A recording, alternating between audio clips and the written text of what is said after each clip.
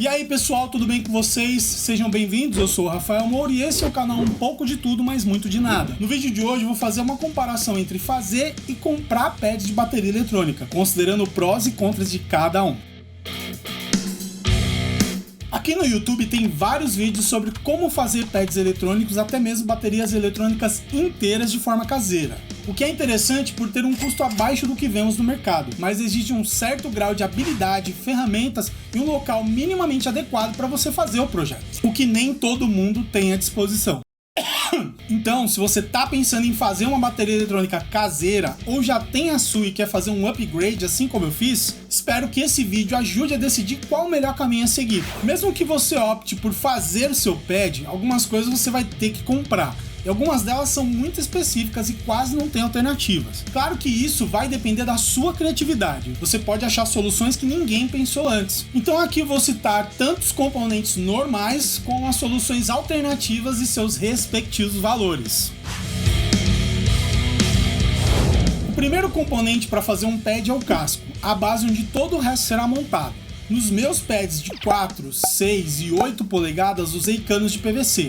Esse último sendo mais caro e, pelo menos aqui na minha região, mais difícil de achar. Por sorte, encontrei esse pedaço de cano de PVC de 8 polegadas por R$50 num depósito aqui perto de casa. Valeu a pena porque eles vendiam fracionado, aí não saiu muito caro. Mas se você não encontrar, dá para comprar 1 metro de cano pelo Mercado Livre. O link desse e de todos os produtos que eu citar vão estar aqui na descrição. Ou se fizer mais sentido para você comprar um casco de tom de madeira, que vai sair mais ou menos pelo mesmo preço do metro do cano. Porém, se você for fazer todos os pads com a mesma medida, com esse metro de cano dá para fazer todos, o que vai baratear e muito o projeto. Vou usar o pad de 8 polegadas como referência para essa comparação por dois motivos. Primeiro, porque é a medida mais comum de muitos pads de bateria eletrônica. Segundo, que eu fiz uma caixa secundária para mim com essa medida no vídeo, mas vou citar o que eu usei para fazer os outros pads também. Por exemplo, o pad de surdo de 12 polegadas comprei um casco usado por R$25. Para os pads da caixa, surdo 10 e bumbo 16, usei os cascos da minha bateria acústica, o que também é uma opção muito interessante de se fazer. Converter sua bateria acústica em eletrônica ou mesmo fundir as duas e ter o melhor desses dois mundos. O conforto sonoro de uma bateria eletrônica e a tocabilidade de uma bateria acústica. E de quebra, ainda reduzir o custo do projeto. Você pode também, assim como eu já citei em outro vídeo, usar, por exemplo, pandeiros, tamborins ou construir seu casco a partir de outros materiais.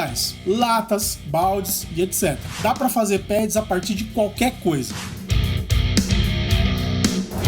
Com exceção do meu pad de 4 polegadas, que foi uma invenção minha e tive que fazer tudo, todos os outros eu comprei ou já tinha. Um aro de 8 polegadas com 5 afinações, que eu usei tanto no pad da caixa secundária quanto no pad do tom, tá por 80 conto mais ou menos na época da gravação desse vídeo. Esses dias eu tentei fazer um aro com madeira, mas ainda não tive um bom resultado, tanto funcional quanto estético.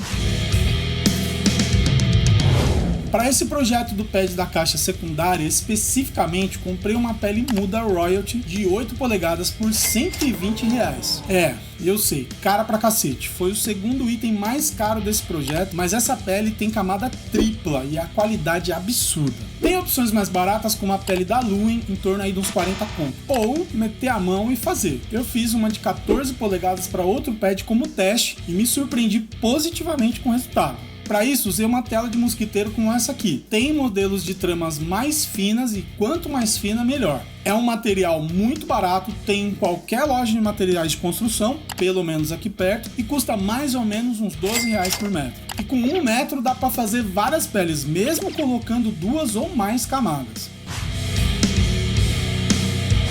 As canoas eu ainda tinha aqui as da minha bateria acústica, mas se fosse comprar sairia uns 120 o jogo com 5 unidades. E os parafusos de afinação nessa quantidade sai mais ou menos uns 30 conto. Claro que quanto mais ou menos afinações vai ser mais ou menos caro. No pad de 4 polegadas eu usei esses suportes para prateleiras de vidro que são muito baratos, coisa aí de uns 5 conto cada um. Fáceis de encontrar e tem a mesma rosca dos parafusos de afinação. Dá para usar outros parafusos? Provavelmente sim. Seria mais barato? barato, com certeza, mas preferi usar os de afinação pela comodidade de usar a chave. E aproveitando a deixa para falar da caneca sem ter que chamar outro capítulo, paguei 70 nela. E por esse preço não acho que vale a pena o trabalho de fazer, até mesmo porque seria bem complicado. Mais uma vez, citando o pad de 4 polegadas, vou deixar o link dele aqui na descrição. Nele eu não usei caneca, em vez disso eu fiz uma gambiarra com um estágio distante de prato velho que tinha aqui, e serviu tanto como caneca como suporte. E por falar em suporte, comprei esse clamp holder por R$170.